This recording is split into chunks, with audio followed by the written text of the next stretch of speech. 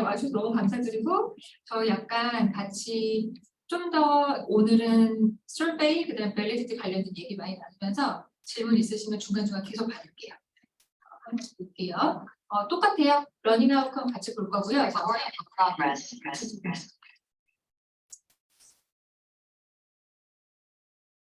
대기 볼게요.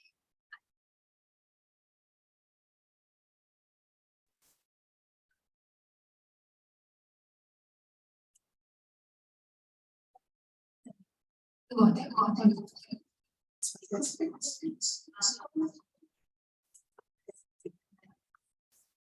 그리고 이제 두 번째, 세 번째는 제가 밸리디티 테스트 하는 것 중에 특히 컨텐트 밸리디티 테스트 하는 걸 자세히 오늘 말씀을 드릴 건데 저는 예전에도 했던 작업이지만 지금은 제 패러다임이 약간 변화됐다고 했었잖아요. 그때 작업했을 때 어떻게 많이 달라지게 됐는지에 대한 말씀을 드려보고 싶었고 그다음에 마지막으로는 오늘 시간 있을 것 같아요. 약간 제 주제나 제 survey 말고 선생님들께서 작업하시고 싶으신 것들이나 선생님들 연구에 관련돼서 얘기 좀 더 나눠보면 좋을 것 같아요. 러닝아웃 어제는 티어리 좀 많이 봤었고요. 그다음에 두 번째는 아까 얘기한 거 좀 비슷해요. 두 가지 중에 하나가 밸리디티 테스트 하기 전에 문항이 있어야 밸리디티 테스트 할 거 아니에요. 그래서 저희가 문항을 만들어 온 과정을 선생님들께 조금 보여드릴게요. 왜냐하면 이게 좀 웃긴 수 있어요. 대부분 처음 공부를 시작하거나 처음 이제 그 아카데미아 이렇게 들어오게 되면은 논문 뭐 이까지 거 이렇게 써서 내면 되지 않을까. 그리고 서베이 같은 경우 특히 그냥 이렇게 써서 문화 돌려서 데이터 생기면 되지 않을까. 인터뷰 계속 써서 몇 명 물어봐서 하면 되지 않을까. 근데 실제로 아직 많이 선생님께서 아시겠지만 작업은 이루어지지 않잖아요. 그래서 굉장히 시간이 많이 걸리는 작업인데 대부분은 잘 모르세요, 그거를. 그리고 특히 실무에서 솔베이를 만들어서 뭐 평가를 한다든지 인터뷰 문항 만들어서 그 직접 연구로 평가를 한다고 할 때 굉장히 가볍게 하시죠. 근데 그렇지 않게 하기 위해서 제가 어제 막 이론을 계속 열심히 말씀도 드렸고 그다음에 이제 과정도 많이 보여드릴 건데 그래서 먼저 어떻게 만들었고 어떻게 기존의 그 아이템들을 리바이즈하고 리뷰하고 디벨롭하고 파이널라이즈 하게 되는지 프로세스 보여드리고 컨텐트 밸리디티 얘기하고 선생님들의 프로젝트 얘기 좀 더 해볼게요. 제가 그 리소스를 이렇게 좀 빨간 폰트로 만들었거든요. 안녕하세요. 그래서 빨간 폰트로 만들었어요. 나중에 더 내용을 찾아보고 싶으시면 이걸 들어가시면 되는데 이 리포트는 ARA, American Psychology Association (APA), 그다음에 National Council on Measurement in Education (NCME) 이 세 단체에서 한 몇 년이더라? 한 8년? 왜냐면 2014년 전에 2009년에 나왔었거든요. 그 단위로 이 리포트를 업데이트를 계속해요. Standards for Educational Psychology Testing이라고 뭐 테스팅 관련된 게 대부분 사실은 메저먼트나 사이콜로지에서 많이 하잖아요. 전반적인 문화를 다루는 분야의 모든 사람들이 읽었을 때 도움이 될 만한 얘기가 엄청 많이 들어가 있어요. 그리고 이게 뭐 20년 전, 30년 전, 40년 전에도 이야기가 되어 왔었는데 시간이 지나면서 우리가 밸리디티, 릴라이어빌리티, 온갖 테스팅이나 문항 디벨롭먼트 관련된 이야기들을 어떻게 발전해 왔고 변화가 되었는지 알 수 있어서 이걸 클릭해서 카피해서 그냥 인터넷에 주시면 이 리포트가 나와요.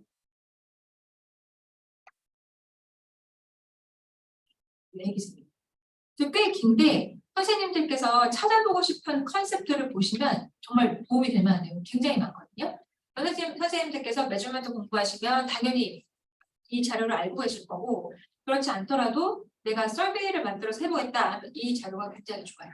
그래서 특히 자료를 찾았는데 내가 뭐를 해야 되는지 모르겠다. 그럴 때는 뒤로 가면은 키보드라고 이게 나와 있어요. 브로셔가 나와 있어서 나는 뭘 찾아야 될지 잘 모르겠는데 그럴 때 죄송합니다. 이렇게 만들고 잘 모르겠을 때 제일 끝으로 가시면 키워드를 검색할 수 있거든요. 그걸 보시고 서치해서 내용들을 찾으시면 금방 필요하신 내용을 찾아보실 수 있을 거예요. 그래서 이 리포트를 꼭 한번 보시라고, 양적 연구하실 거면 꼭 한번 보시라고 제가 링크를 달아놨네요. 그거를 말씀드리고 싶었고, 밸리디티는 오늘은 제가 카페에서 한국말로 뭐 이런 거 하잖아요. 그래서 많이 들어보셨죠? 근데 이제 그 영어로 밸리디티라고 하는데 이게 그 데피니션이더라고요. 근데 그냥 중요한 거는 에비던스예요, 에비던스. 우리가 문항을 만들 때 어제 선생님께서 말씀하신 것처럼 막 이 뮤지엄을 가는 거를 몇 번 갔는지, 사실 비헤이비어는 여러 가지 방식으로 물을 수 있죠. 그 학생한테 셀프 리포트 해보라고 할 수도 있고, 아니면 그 이밸류에이터가 계속 observe 할 수 있겠죠. 몇 번 가는지. 아니면 내가 만약에 뭐 카드 같은 거를 끊어서 들어간다. 그럼 카드에서 횟수를 몇 번 썼는지. 여러 가지 방식의 매주하는 방법이 있잖아요. 이 매주하는 방법들이 얼마나 타당한지를 볼 수도 있고, 아니면 이게 정말 나는 뮤지엄을 몇 번 갔는지를 물어보고 싶은데 실제로 내가 물어보고 싶은 거는 뮤지엄을 갔는지를 선호했었는지, 좋은 경험을 가졌는지, 좋은 기억을 갖고 있는지, 그런 어떤 attitude나 뭐 perception을 물어볼 수도 있죠. 근데 사실 나는 또 그것보다는 뮤지엄을 가는 것 자체가 굉장히 중요하다라는 value를 물어보고 싶을 수도 있죠. 그래서 내가 정말 묻고자 하는 것과 이 문항이 정말 묻고 있는지를 따져보는 모든 과정과 에비던스 그 증거가 밸리디티예요. 근데 과거에는 밸리디티를 그것보다 좀 더 단순한 개념으로 생각했었어요. 선생님도 혹시 팩터 애널리시스 이런 말 들어보셨죠? 그 통계 방법 중에 하나잖아요. 문항 다 해놓으면 한 50개, 60개 때려놓고 이게 뭐 아이템 5개, 6개 묶이는지 얘는 왜 안 묶이나 계속 돌리면서 이게 왜 안 묶이나 이런 거 우리 하잖아요. 팩터 애널리시스는 그 인터널 스트럭처를 보는 거죠. 근데 그 정도로 이런 방법을 쓸 때는 이런 밸리디티 테스트를 하는 거고 이런 걸 했을 때는 이 밸리디티 테스트를 하는 거고라고 얘기를 많이 해왔어가지고 우리가 뭐 컨텐트 밸리디티, construct validity, 무슨 validity 이런 얘기를 했었는데 요새 메저먼트 하는 분들은 그렇게 얘기하지 않으시고 무슨 방법을 쓰든지 간에 어떤 에비던스를 끄집어낼 것인지를 물어보거든요. 그래서 제가 컨텐트 밸리디티라고 얘기를 했지만 왜냐면 그게 일반적으로 통용되는 말이기 때문에 좀 구글로 찾아보시면 다 그렇게 나와요. 근데 우리가 이제 그래도 학교에서 공부한 사람들 전문가 집단이라고 할 때는 요새 사람들은 evidence based on content, 뭐 evidence based on 뭐 response process, 아니면 evidence based on internal structure, evidence based on relations to other variables, evidence for validity and consequences of testing. 이렇게 어떤 증거인지를 기반으로 하게 생각을 바꿨어요. 그래서 그걸 먼저 한번 알려드리고 싶었어요. 왜냐면 이게 되게 재밌는 게 예를 들어 선생님들이 나중에 혹은 곧 문항을 만드셔서 이 문항을 만드는 과정이나 밸리디티 테스트한 걸 논문으로 내고 싶으실 수도 있잖아요. 그죠? 근데 선생님들이 논문을 너무 잘 써서 좋은 저널에 논문을 내요.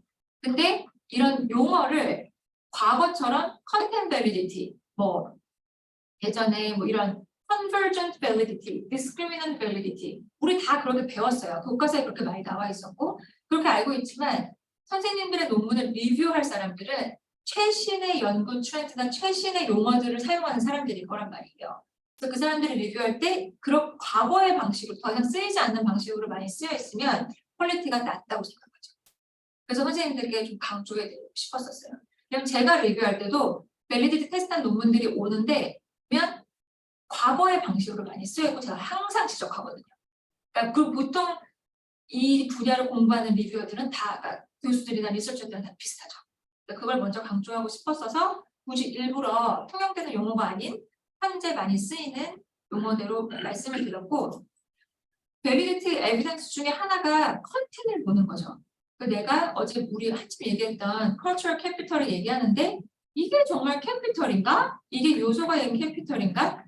어제 우리 대화했던 것처럼 선생님이 생각해 오셨던 캐피털과 제가 생각하고 지금 현재 생각하고 있는 캐피털의 개념이 다르고 누군가 전문가 집단이 이게 정말 이 티어리스트가 얘기한 캐피털인지 아니면 이 문항으로 봤을 때는 어떤 개념들은 미싱되어 있는지 이런 모든 컨텐츠를 체크하는 게 에비던스 베이스 컨텐츠예요.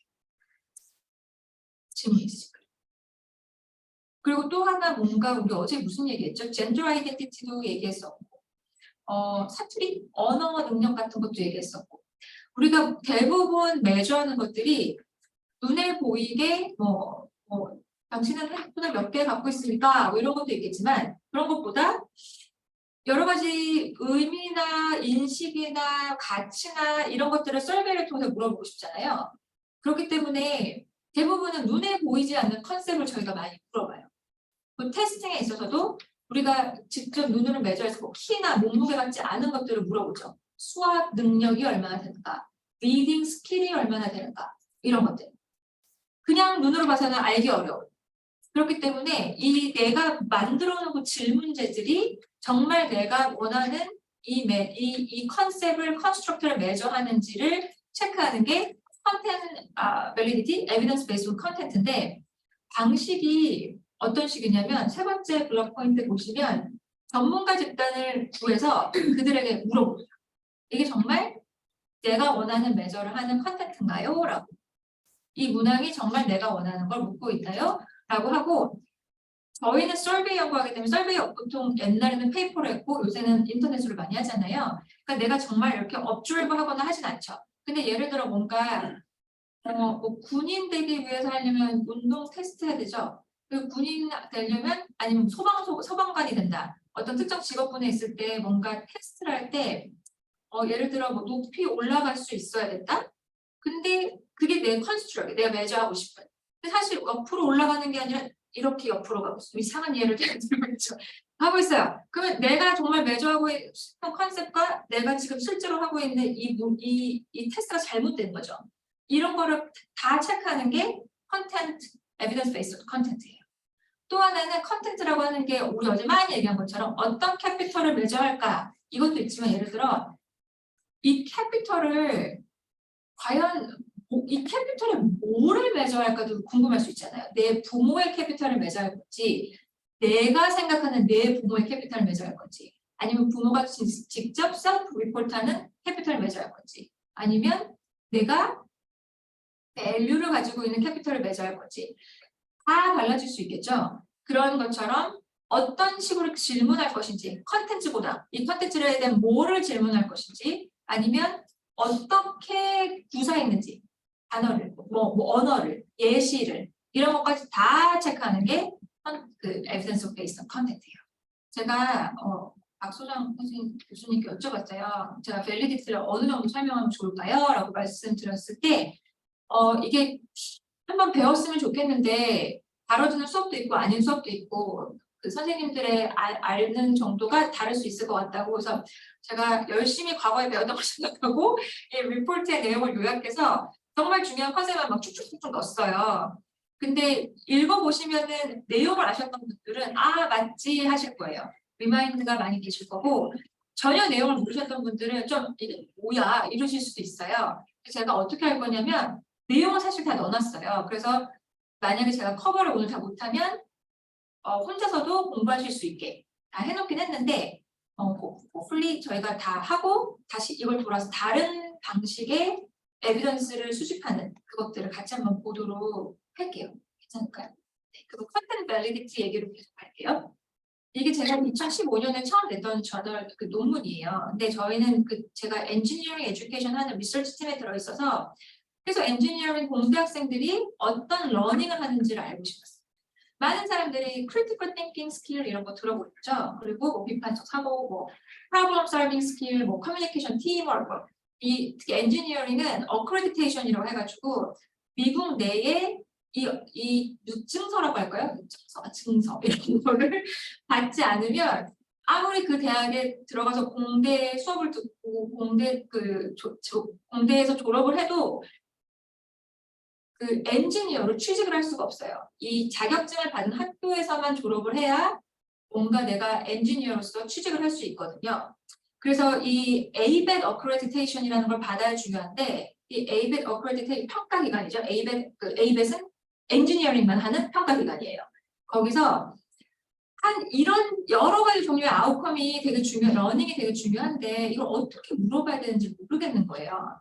수업마다 여러 가지 테스트하는 것들이 있지만 학생들에게 내가 어느 정도 이런 종류의 러닝을 하는지 알아보는 그런 스터디를 하고 싶다 해서 저희가 12개였나의 러닝 아웃컴 아이템을 디벨롭을 했었어요. 그래서 한 그 러닝당 뭐 4개에서 한 9개 정도의 문항을 만들어서 그걸 이제 엔지니어링 학생들한테 쫙 돌려서 수집을 해가지고 그걸 분석하고 하는 이런 연구를 했었는데 대부분 교수들이나 지도 학생들, 그러니까 대학원생들이 별거에 관심이 있었어요. 이미 우리는 뭐 팀워크 스킬, 커뮤니케이션, 뭐 프로블럼 솔빙 스킬, 뭐 디자인 스킬 이런 것들이 있으니까 그거를 뭐 남녀 간 차는 얼마나 나는지 어떤 뭐 학교 경험을 하면 이런 것들이 차이가 나는지 이런 거에 관심이 있었는데 좀 생각해 보니까 우리가 작업했던 이 모든 프로세스 있잖아요. 이 아이템을 디벨롭하는 프로세스도 이 누군가 알면 되게 도움이 되겠다는 생각이 들더라고요. 그래서 이 논문이 나오게 된 거였거든요.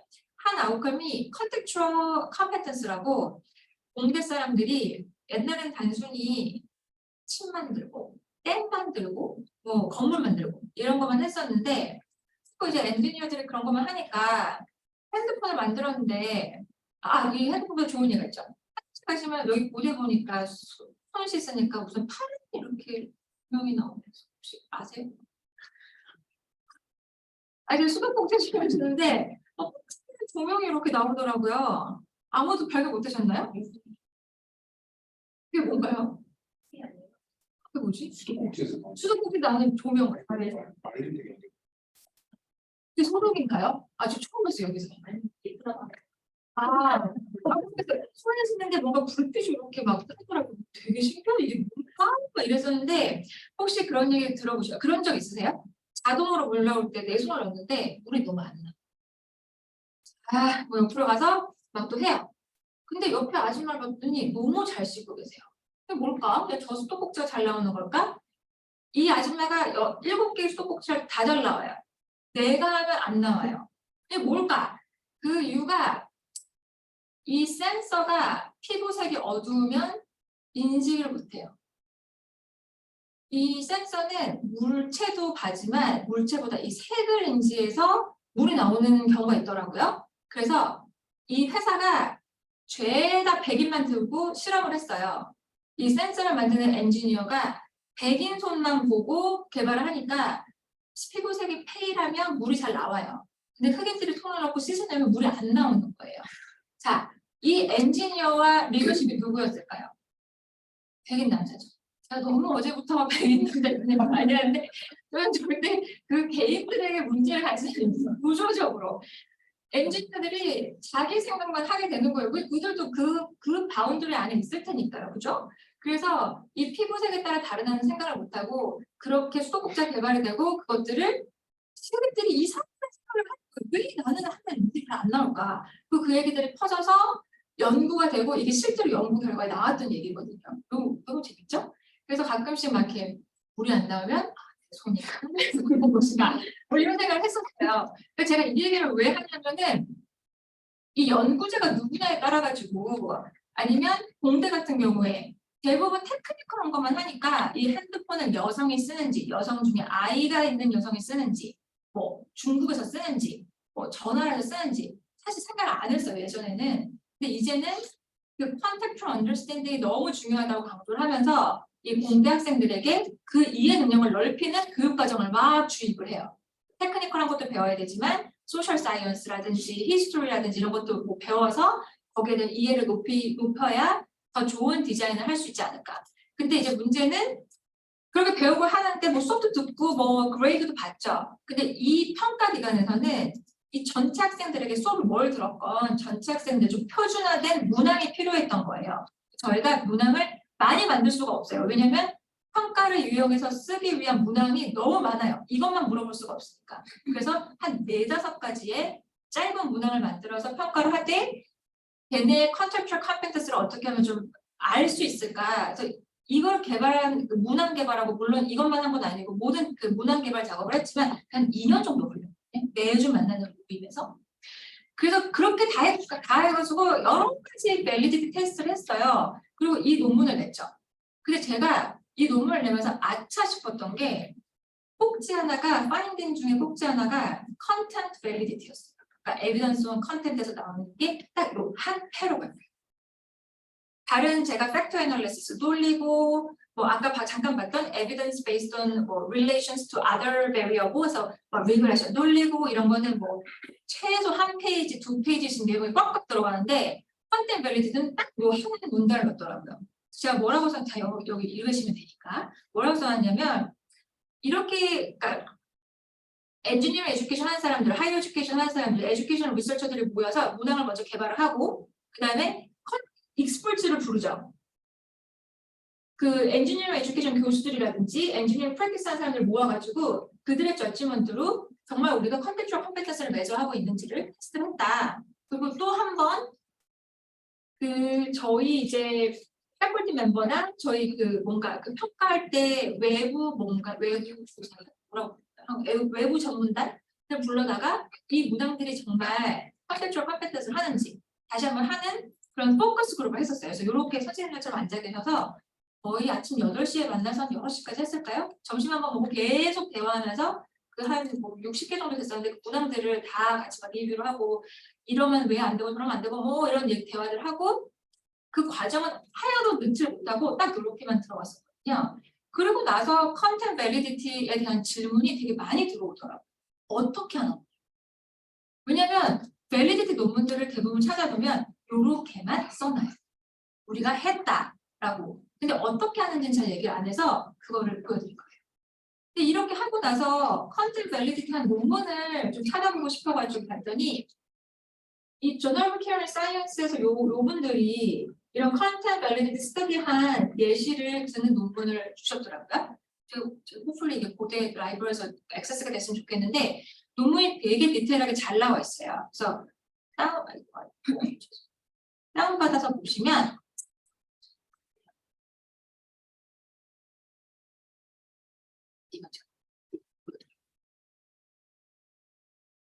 이 논문인데 스테이지별로 나눠가지고 뭐를 해야 되는지 그러니까 선생님들도 이 케어링 사이언스를 하진 않잖아요. 얘네 널싱인가 이쪽 하고 있거든요.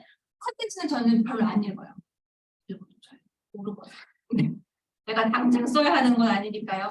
그건 빼고 메서드 쪽 관련해서 논문을 보면서 아 이런 프로세스로 이 사람들이 하는구나라는 거를 알고 제가 이번 그 요소의 그 CCW 아이템 만들 때 이 방식으로 지금 컨텐츠 밸리디티 테스트를 하고 있거든요.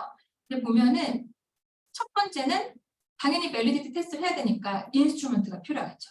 근데 어제 선생님 말씀해 주셨잖아요. 혹시 좀 이렇게 밸리드한 문항이 없을까요? 왜냐면 우리가 시간도 없고 졸업도 해야 되죠? 논문도 내야 되고. 그러니까 이미 누군가 만들어 놓은 문항을 가지고 쓸 수 있으면 좋잖아요.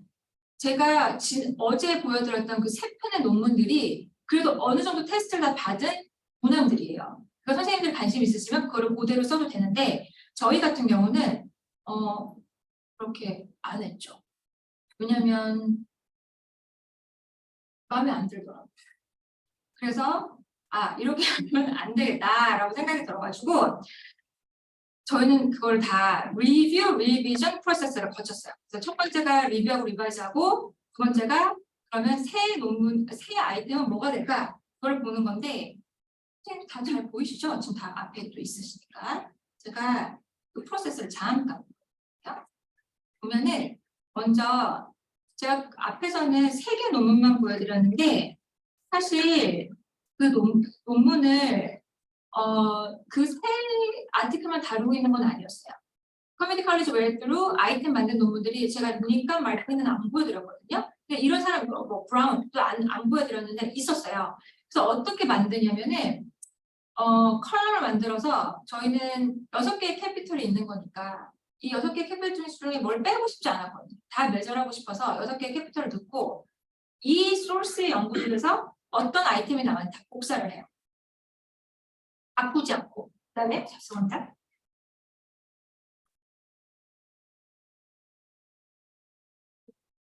다 복사를 하고 그다음에 제가 먼저 죄송해요. 왜 이랬지? 죄송해요. 그러면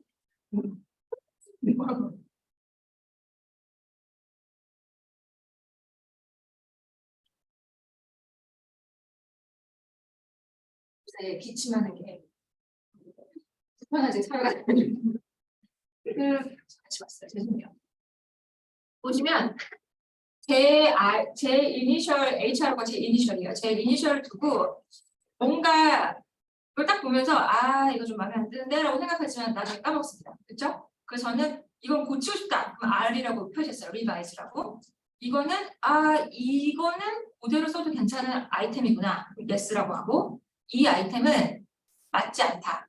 theory에 할 때는 no라고 마크를 하고 제 커멘트를 달아요. 이게 왜 맞지 않는지. 이 커멘트가 중요했던 이유는 이 프로젝트가 저 혼자 하는 게 아니라 저 대학원생과 같은 그 PI들하고는 6, 7명이 같이 하기 때문에 제 커멘트가 되게 중요했었어요. 왜냐하면 내 결정이 그게 무조건 theory뿐만이 아니라 내가 해석한 theory에 의해서 결정하는 거죠. 저의 다른 학생들은 다르게 당연히 해석할 수 있겠죠. 그리고 내가 R로 막혀있을 때는 어떻게 리바이즈하면 좋을지 아이디어가 있을 때 그걸 붙여서 계속 이런 식으로 빌드업을 해요. 그래서 제가 선생님들께 보여줬던 마크했던 논문이 그 히라모리 논문이었고 이런 식으로 쭉쭉쭉쭉 해가지고 그거 이제 이걸로 미팅을 해야 되니까 내가 꼭 얘기하고 싶은 것들은 빨갛게 하이라이트도 하고 이런 식으로 쭉쭉쭉쭉 준비를 합니다. 그리고 이 파란색이 뭐였더라? 소셜 캐피털이었고 이 회색이 내비게이션 캐피털이고 이런 식으로 쭉쭉쭉 준비를 해서 파일을 만들고 그 다음에 그 다음 단계는 이게 제가 혼자 한 작업은 아니었어가지고 Aspirational Familiar Linguistic Social Navigation Resistance 해서 뒤에 이니셜들이 좀 다르죠. 그 다른 팀 멤버들에게 분석을 한번 해보라고 했었어요. 이건 제가 한 거고 다른 친구들은 어떻게 생각할지 이걸 카피해서 이쪽에 붙여줘요. 그 다음에 제 커멘트가 있고 나탈리아라는 친구가 자기는 어떻게 생각하는지 알아요.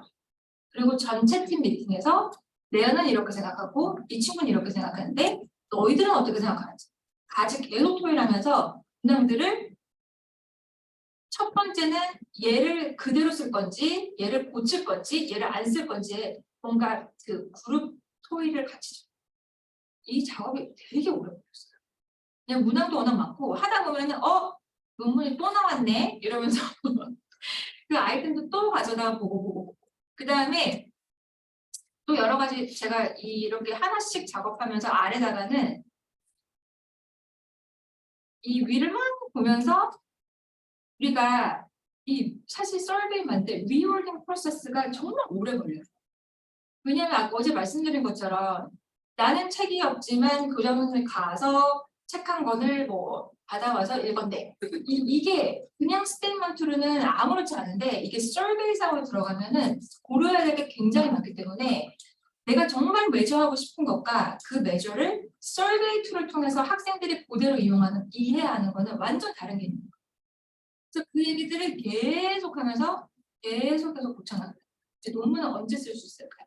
그런 생각을 매번 미팅 때마다 컴플레인을 하면서 붙이고 나중에 이렇게 한꺼번에 또 한번 쫙쫙 붙여주고 여러 가지 메모들을 엄청 붙여대면서 파이널라이즈 작업을 하는 거죠. 그래서 이거를 먼저 보여드리고 싶었어요. 왜냐하면 이 엑셀 파일을 만들 때 제 지도학생들이 아무도 이걸 배운 적이 없더라고요.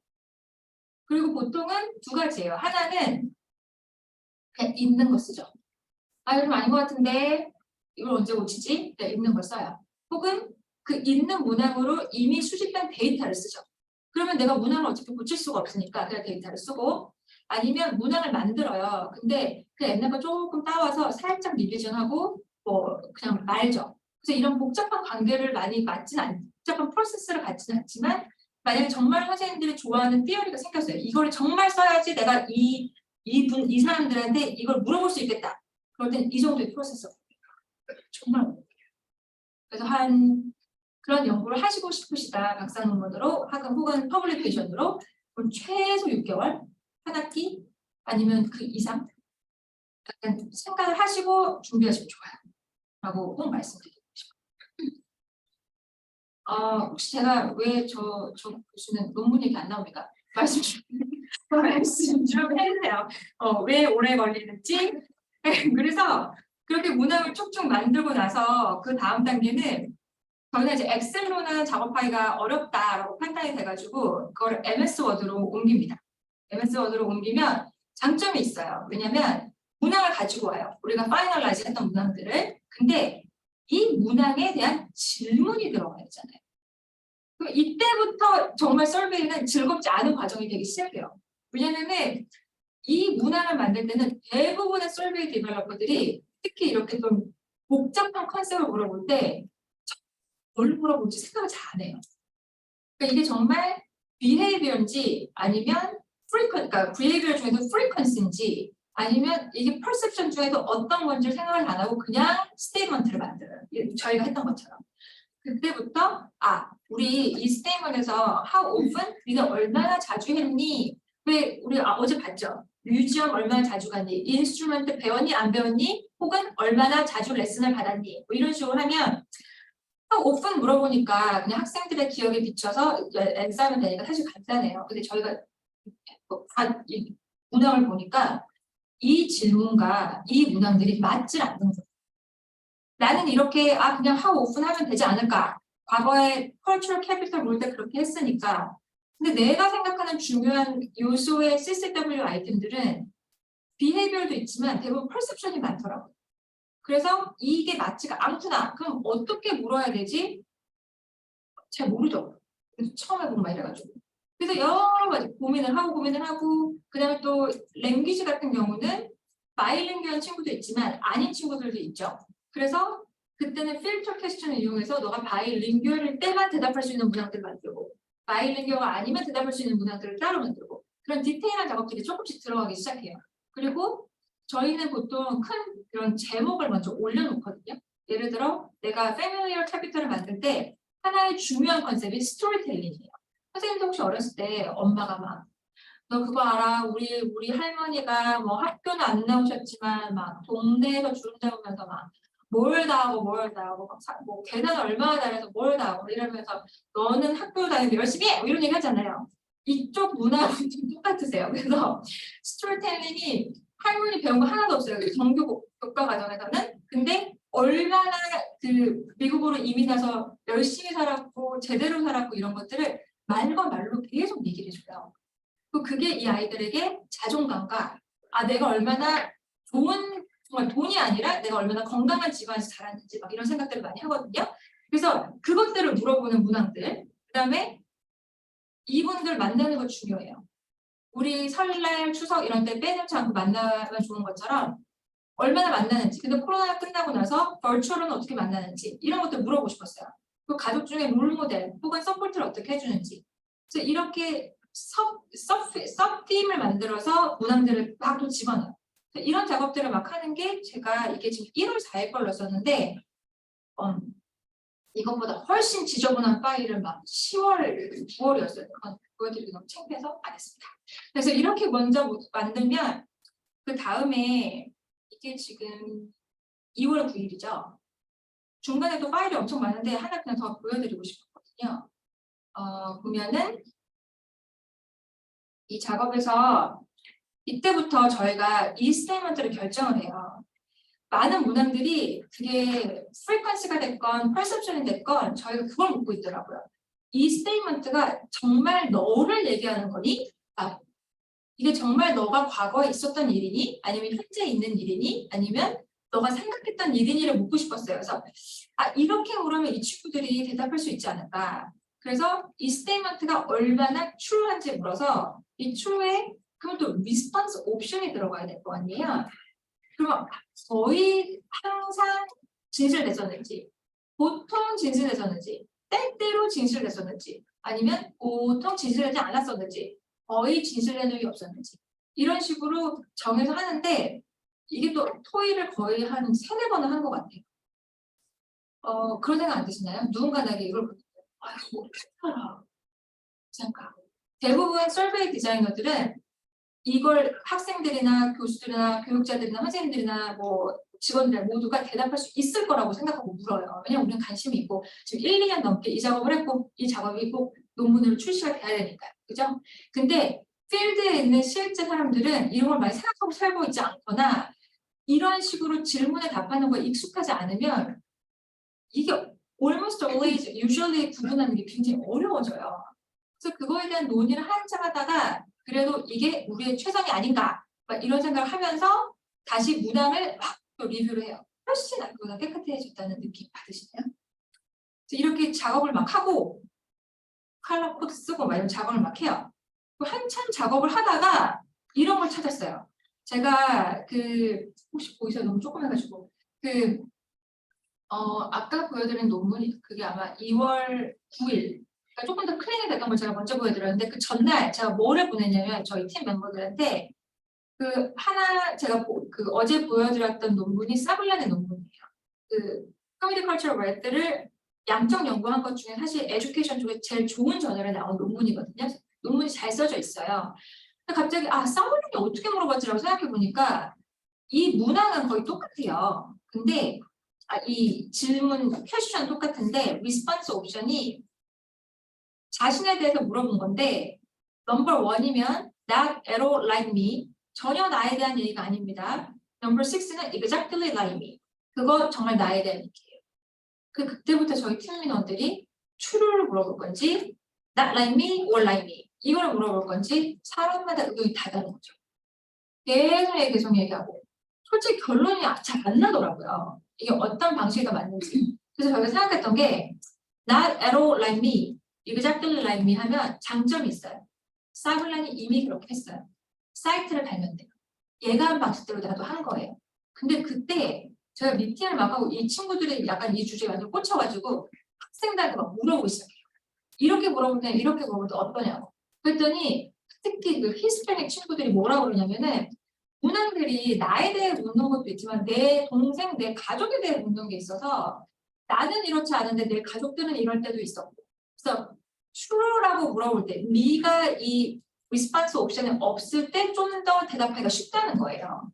그래서 저희가 생각했을 때 특히나 이 라틴엑스 그룹들 커뮤니티나 집단의 문화가 굉장히 중요한 사람들에게는 이게 나에 대한 거니 아니면 이게 전반적으로 true하니라고 물어봤을 때 내 me라는 단어가 없는 게 조금 더 가깝게 느껴졌던 게 아닌가라는 생각이 들었었어요. 그래서 그런 프로세스를 거치고 almost always true, almost never true 이 사이의 문화, 이 리스폰스 옵션으로 가기로 했죠. 여전히 이 5가지 옵션을 학생들이 어떻게 구분할까는 저희가 아직 의문이지만 like me보다는 true가 더 낫지 않을까라는 결론을 내렸어요. 근데 혹시 그런 논문 보셨을까요? 이런 문항을 막 소개를 해요. 근데 왜 이렇게 결정했는지는 얘기하지 않아요. 근데 저희의 레셔넬은 사블란을 따르지 않고 이렇게 문항을 물어본 이유는 저희가 학생들에게 이렇게 간단하게 조사를 했을 때 미란 표현보다는 true라고 했을 때 좀 더 다가왔던 것 같다라고 저희는 스테이트먼트를 달 생각이거든요. 멘트 세션에. 그래서 그렇게 했고 작업을 막 했죠. 그래서 다행히 이렇게 깨끗한 게 나오고 그 안에 계속 고치고 뭐 계속 집어넣고 그런 작업을 하다가 따란 드디어 더 이상 안 된다. 파이널. 그래서 파이널을 만들었어요. 서베이가 파이널이 이제 끝이 납니다. 그러고 해가지고 저희 뭘 했냐면은 한국에서는 뭘 쓰시는 거예요? 설베이 웹사이트가 있는가요? 설베이먼키 쓰시는군요. 그거를 그러면 뭐 고대에서 무슨 라이센스 같은 게 있어가지고 그런 어드밴스드 옵션을 쓸 수 있나요? 교수님 교수님 갖고 계세요? 선생님 죄송해요. 교수님 지도 교수님 변기호 교수님이요? 알겠습니다. 그래서 뭔가 그러면 학교 라이센스가 아니고 개별 교수님들 라이센스.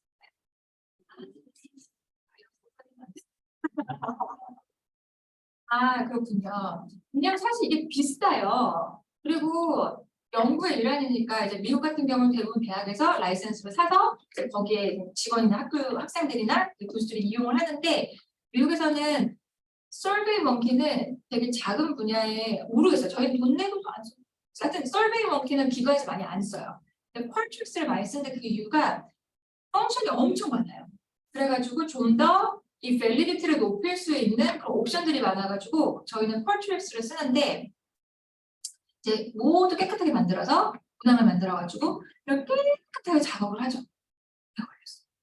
어마어마하게 오래 걸렸는데 이거는 컨텐트 밸리디티랑 좀 더 관련이 되기 때문에 제가 조금만 이따 보여드릴게요. 그래서 마지막 문항을 싹 만들고 지금 보시면 근데 제가 이거 보여드리겠구나. 이 레지던스 캐피털에서 맨 마지막 문항이 137개예요. 저희가 다 만들고 나니까 137개가 나왔더라고요. 그래서 저희 이제 학생팀이 막 좋아했어요. 그래서 저는 표정이 어두워졌죠. 왜냐면 137개를 돌릴 가능성은 절대 없거든요. 아무도 이 썰개에 대답하지 않아요. 그래서 이걸 줄여야 되겠죠. 당연히 문항을 줄이는 가장 큰 레셔넬은 잘못 만들어진 문항을 없애면 되고, 또 캐피털을 물어보지 않는 문항을 없애면 되고, 중복된 문항을 줄이면 되고, 이걸 많이 줄인 뒤에 혹시 미싱된 게 있으면 다시 넣어줘야 돼요. 그렇죠? 그래야 우리가 예를 들어 어스피레이셔널 캐피털 할 때 그걸 내가 볼 수는 없죠. 제가 박소정 교수님의 어스피레이셔널 캐피털을 눈으로 볼 수는 없지만 문항을 7개든지 8개든지 문항이 정확히 어스피레이션을 매저할 수 있어야지만 그걸 어스피레이셔널 캐피털을 부를 수 있으니까 정확하게 충분한 문항들이 들어가 있어야 되겠죠. 그렇죠? 그래서 그 작업들을 하는 컨텐트 밸리즈 드릴게요. 자, 그래서 이거 너무 안 작나요? 다 보이시나요? 아까 제가 엑셀 파일 보여드리고 하면서 잠깐만 프로세스 한 번만 더 말씀드릴게요. 기존에 있는 논문들의 아이템들이 테이블이건 어펜딕스건 이렇게 있을 때 그걸 카피 앤 페이스트 하세요. 아무것도 고치지 마시고 제가 보여드렸던 엑셀 파일 구조처럼 붙여넣기 하세요. 근데 가끔 학생 때 있었던 일인데 어마어마하게 다 자료들을 모아놓고 하는데 그걸 막 나중에 2, 3년 뒤에 찾아야 돼요. 문항을 다 했는데 갑자기 연락이 와요. 이 문항에 원래 오리지널 문항이 있었네요. 갑자기 이제 막 이 나오죠. 이거 언제 찾지? 그럴 때 파일을 보고 찾아야 되는데 학생이 소스를 안 써놔요. 그때부터 머리가 깨지기 시작하죠. 이거를 누구를 찾아줄 것인가. 그래서 이런 모든 거를 되게 올거나이즈하게 잘 기록해 두는 게 굉장히 중요하세요.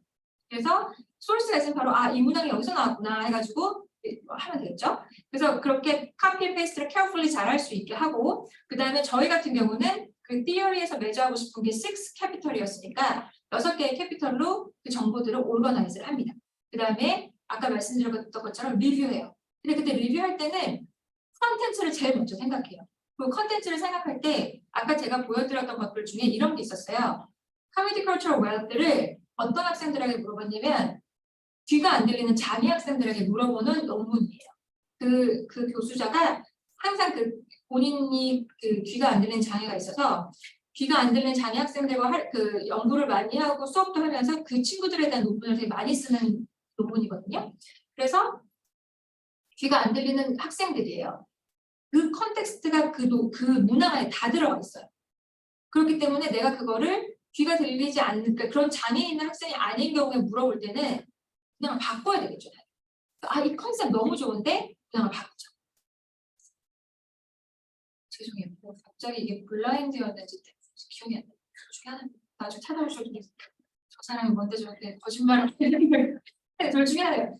피지컬 디서빌리티가 있는 경우로 하신 경우인데 그렇기 때문에 문항이 거기에 컨텍스트가 맞춰져 있어서 제가 그런 게 아니라면 바꾸는 게 필요하다는 거 말씀드리고 싶었고 하고 나서 저희가 또 한 가지 작업을 했던 게 이게 CCW를 매저한 인스트루먼트인데도 불구하고 정말 많은 문항들이 여전히 결핍적인 시각으로 그 문항을 보고 약간 그 집단을 보고 있었어요. 그리고 이게 CCW라면 이제 어제 말씀드렸던 컬처럴 캐피털에 기반을 두고 있잖아요. 그래서 그 옛날에 쓰여진 문항들이 엄청 많이 들어있죠. 새로 조절했는데도 그 문항들을 못 버리는 거죠. 왜냐하면 그게 여태까지 통상적으로 측정되어 오던 방식이에요. 그건 저희는 다 잘라내는 방식으로 했었기 때문에 문항들을 하나하나 리뷰하면서 이게 정말 요소나 이런 크리티컬 스칼러들이 얘기하는 에셋인지 혹은 데피시인지 계속 비교를 하면서 분석을 하고 마지막으로 얘네가 지금 스토리텔링에 관련된 얘기를 하고 있는데 내 백그라운드에서 이런 거 되게 중요한데 하나도 안 들어가 있다. 그런 것도 있죠. 특히 요소는 라틴엑스 패밀리나 커뮤니티를 근간으로 했는데 저희 팀은 에이시안 흑인, 백인, 로인컴 백인 다 들어있는 상황이었기 때문에 그들이 생각하는 캐피털 얘기들이 이제 막 나오기 시작해서 미싱된 문항들을 채워넣는 방식 엑셀 파일에다 작업을 하고 그 다음에 이제 두 번째는 제가 자세히 만들었는데 그 MS 워드 파일부터 엑셀에서도 많이 했죠. 엑셀에서 다른 탭을 만들어서 더 이상 리비전이 아니라 새로운 아이템을 만드는 작업들을 하는데 쉽지는 않았어요. 두 가지 방식인데 하나는 리터러처를 읽죠. 그래서 논문을 읽어서 특히 질적 연구들. 질적 연구에서 인터뷰들이 했던 얘기 중에 우리 문항에 들어있지 않은, 고쳐진 문항 중에 들어있지 않은 것들을 뽑아와요. 아, 이런 거 얘기하는구나. 뽑아와서 새로운 문항으로 이제 만들려고 작업을 막 해요. 아니면 두 번째는 이 팀 멤버들이 이게 내가 분명히 캐피털이었는데 이 기존의 문항이나 질적 연구 얘기 안 하고 있다고. 그 사람들 얘기를 문항식으로 바꿔서 막 넣어요. 그래서 먼저 컨텐츠를 막 넣어줘요. 빠져있던 컨텐츠를 새 문항으로 넣어주는데 이때 가장 중요한 거는 이분들은 그냥 얘기하는 거죠. 아니면 질적 연구자의 그 논문의 그 백포스로 나와 있는 건 그냥 대화를 남겨놓잖아요. 그걸 서베이 문항을 만들어요. 정말. 그래서 만들어 놓고 그때부터는 이 서베이 컨텐츠 그러니까 익스포트가 되게 중요해져요. 서베이 문항을 만들었을 때 이게 정말 학생들이 이해할지 혹은 영어로는 더블 배럴이라고 그러는데 예를 들어 제가 잠깐 넣어봤거든요. 아주 너무너무 많이 쓰여진 잘못된 서베이 문항이에요. 예를 들어 박수정 선생님 교수님께 이렇게 물어봐요. 메모지 수업 중이니까 쪽지를 보내는 거죠. 우리 수업 끝나고 떡볶이를 먹어. 냉면을 먹어. 넘버 원. 떡볶이. 넘버 투. 냉면. 여기 보냈어요. 잘 한 것 같지 않나요?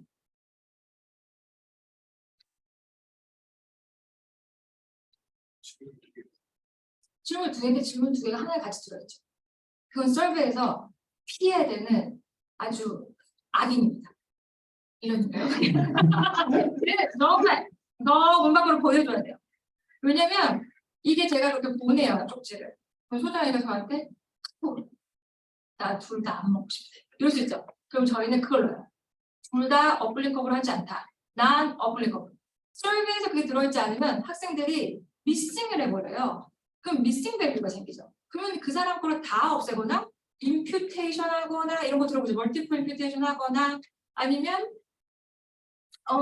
뭔가 방법을 취하죠. 복잡해지기 시작해요. 우리는 이 사람이 대답할 수 있는 모든 경우에서 넣어줘야 되거든요. 근데 지금 박수정 교수님이 제 옆에 있으니까 얘기를 하겠죠.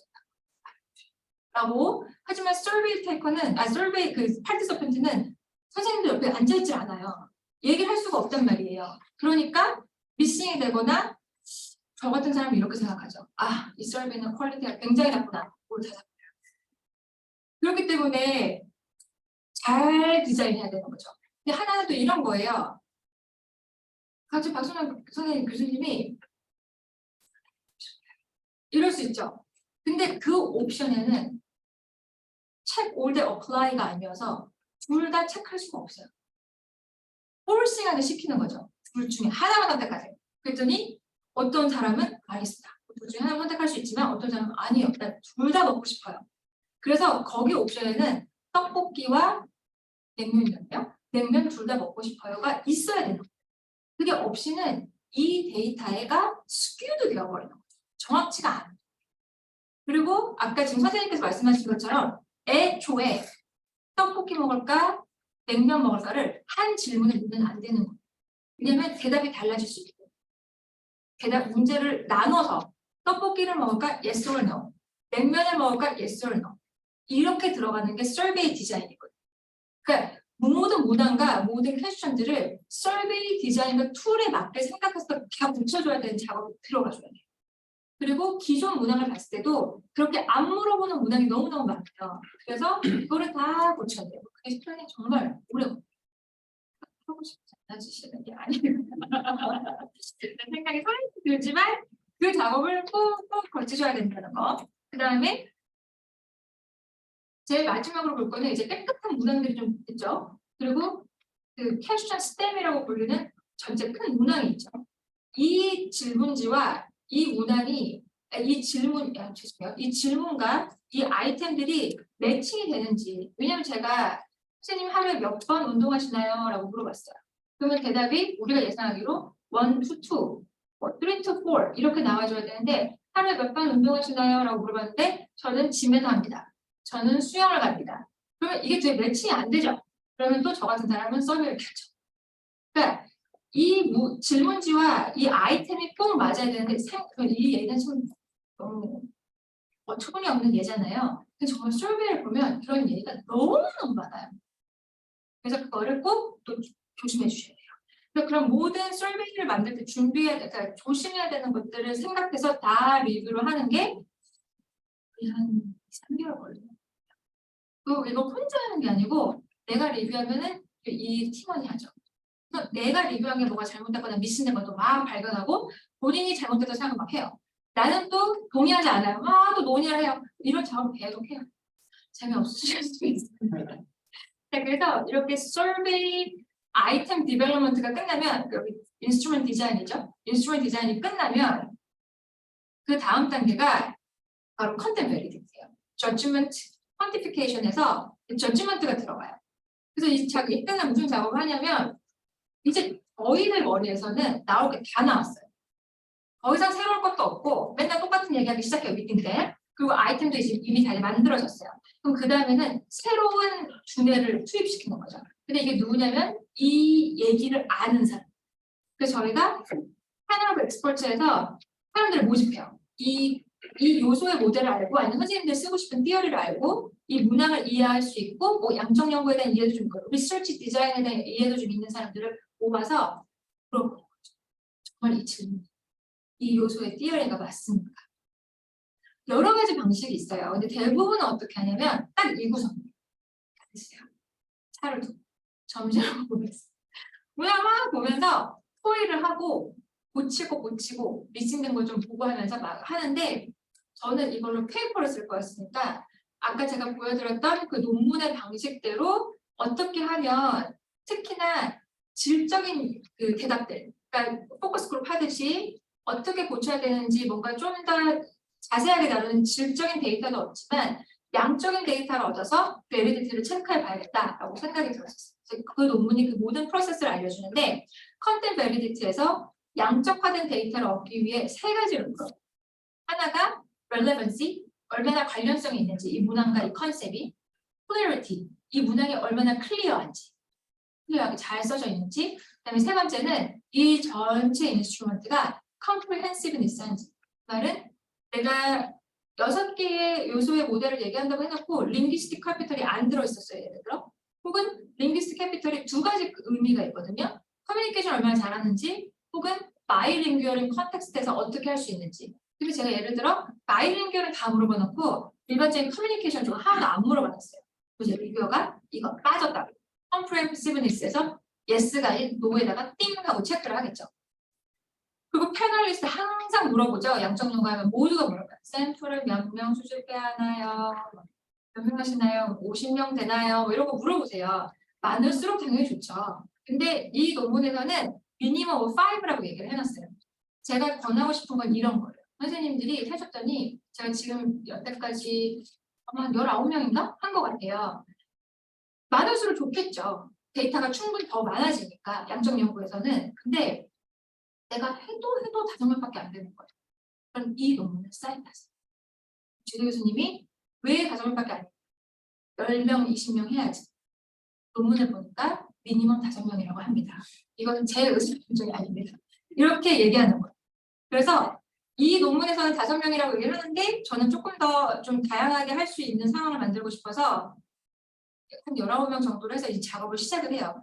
문항을 보여드릴게요. 왜냐하면 저희가 뭘 할 거냐면은 아까 제가 파이널 문항을 만들어 137개 만들어서 넣었다고 했잖아요. 펄트릭스에서나 모든 서비에서 미국에서는 한국도 마찬가지일 것 같아요. 동의서를 받아야 되잖아요. 그렇죠? 그래서 이 동의하는 사람이 서비에 링크를 넣으면 처음에 컨센트 폼이 보여요. 이런 식으로. 내 스터디가 뭔지 자세하게 내기도 하고 제 생각은 아무도 읽지 않습니다. 그렇죠? 아무도 읽지 않아요. 하지만 나는 이걸 해야죠. 그래야 그 IRB에 통과가 되고 에티컬리 할 수 있으니까요. 그래서 이 사람들이 이제 이걸 뭐 컨센트를 하는지 동의하는지 yes or no를 눌러요. 그래서 대부분 내가 이미 이거는 일반적으로 확 많이 뿌리는 서베이가 아니라 특정 익스퍼트를 결정해서 이분들께 보내는 거니까 제가 프로세스를 어떻게 하냐면 이미 이메일을 보내요. 짧은 이메일, 긴 거 다 안 읽으니까 제가 이런 연구를 하고 있는데 당신이 컨텐츠 익스퍼트 이 아이템을 리뷰해 주세요 하면은 대부분 내가 익스퍼트가 아니라고 생각하면서 당신이 선택되었습니다. 왜냐하면 저는 고등교육, 당신이 고등교육기관에서 5년 이상 일을 하셨고 제가 알고 있죠. 그거를 다 이제 그 퍼스널 네트워크를 이용해서 하는 거였으니까 당신은 이 분야의 전문가입니다. 그래서 이거 해주세요. 그렇게 하면은 되게 대부분 다 예스를 하세요. 그래서 그래서 여기서 예스를 다 눌러서 그 다음으로 넘어가요. 제가 중요했던 게 이 사람들이 전문가다라고 했을 때 기관에서 그래도 5년 이상은 일한 사람들이었으면 했어가지고 이걸 먼저 물어봤어요. 퍼스널 캐릭터리스트로. 그 다음에 아이템들을 보시면 제가 이분들께 이걸 보내면서 이메일을 뭐를 보냈냐면 인스트럭션을 보냈어요. 이걸 리뷰할 때 어떤 거를 고려해야 되는지. 그 내용들이 먼저 제가 알기로 이분들이 요소의 아티클을 알고 있겠지만 까먹을 수도 있잖아요.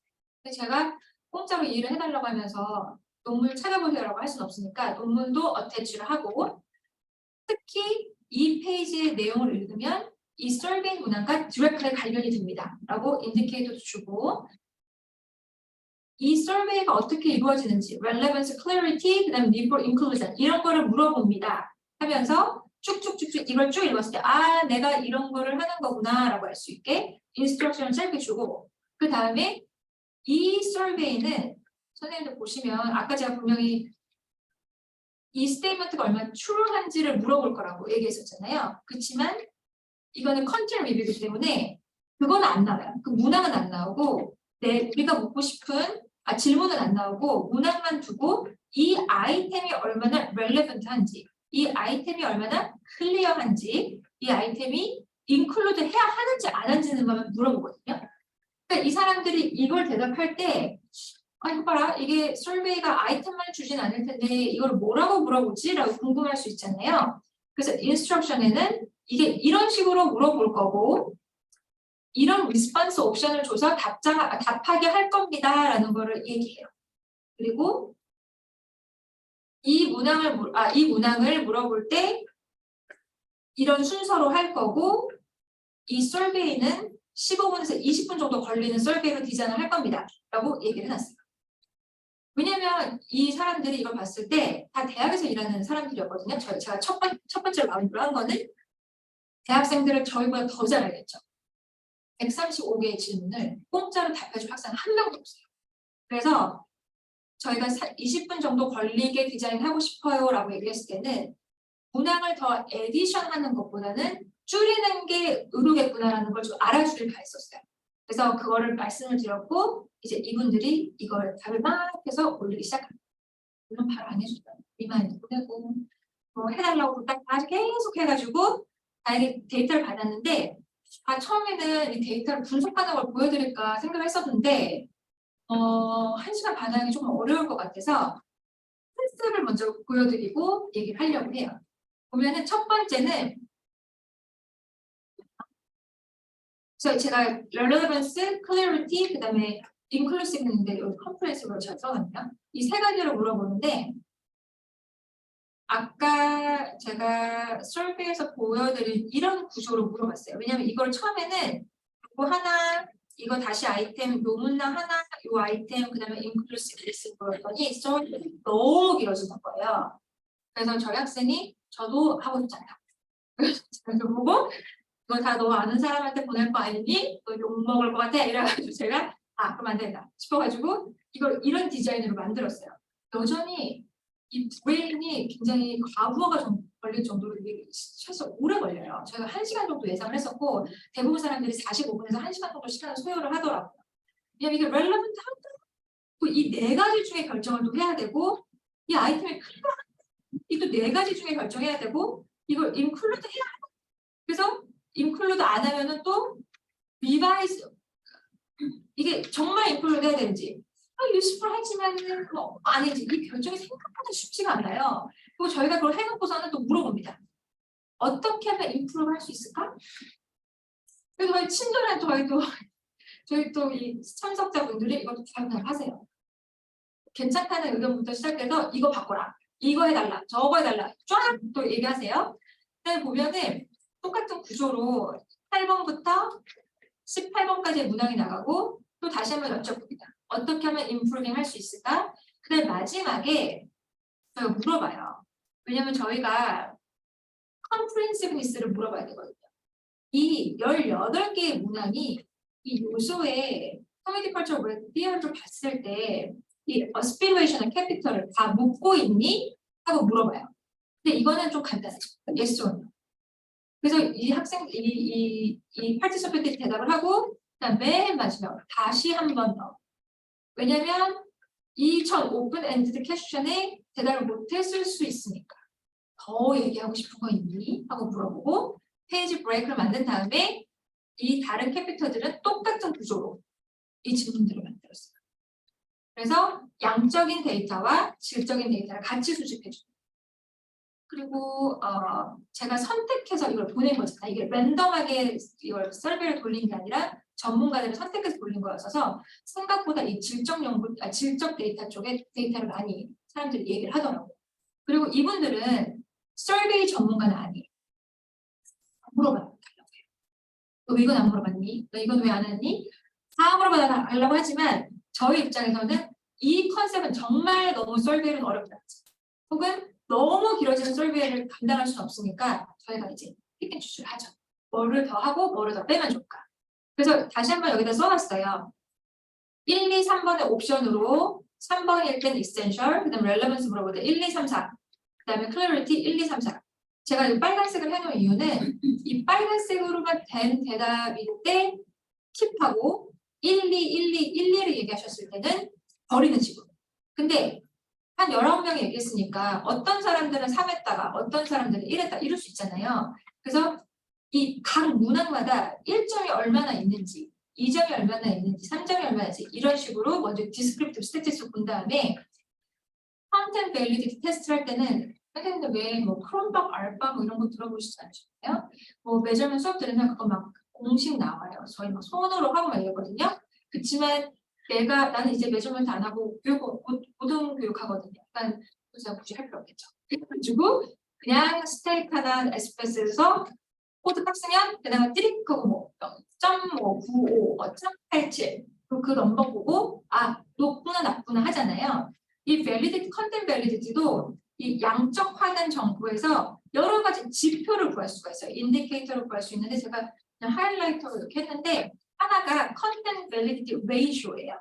그래서 예를 들어 이 세 가지 문항 제가 물어봤던 clarity, relevance, inclusiveness 이 세 가지 다 볼 수 있는데 이 STBR을 먼저 구하는 거예요. 그래서 이게 공식인데 굉장히 간단해요. 중요한 거는 패널리스트가 몇 명인지.